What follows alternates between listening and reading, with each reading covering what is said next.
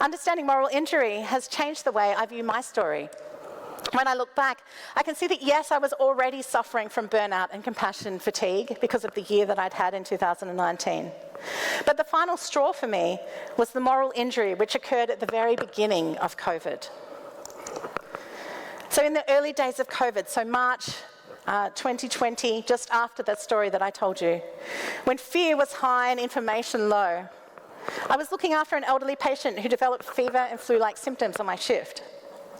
We were told by management that there was not enough PPE to go around and we'd just have to share. We had to convince the doctors to order a nasal swab. Do you remember the time when no one had ever done a nasal swab before? It just seems like so long ago now.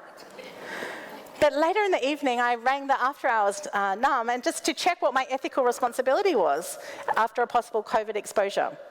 Should I work my next shift in the morning or should I isolate until that patient's results came back?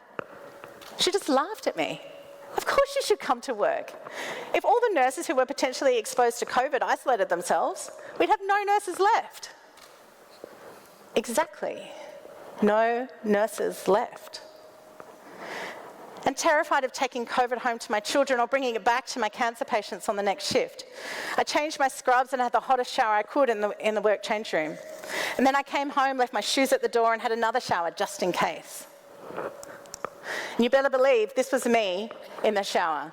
10% washing off COVID, 10% pondering how much sleep I can get, 20% thinking about what I'm going to eat, and 60% wondering how I can get out of work tomorrow.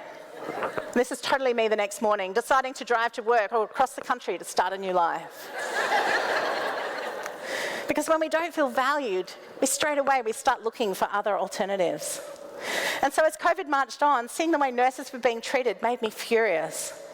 The way highly skilled nurses were treated as though they could be swapped out for a new grad, or patient loads increasing, expectations rising, PPE disappearing, filled me with white-hot rage.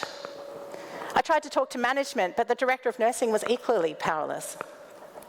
So unable to reconcile the person I had become and the nurse I wanted to be, I got a job as a nursing educator.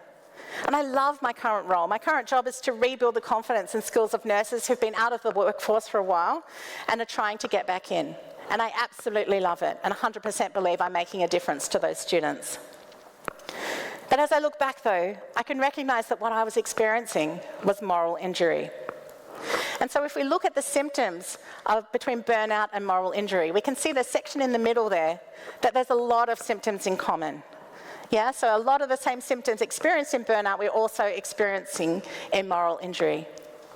But have a look over there on the far side. These are much deeper, bigger feelings.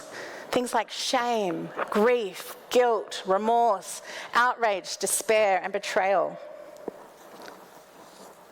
These things can't be treated just with self-care alone.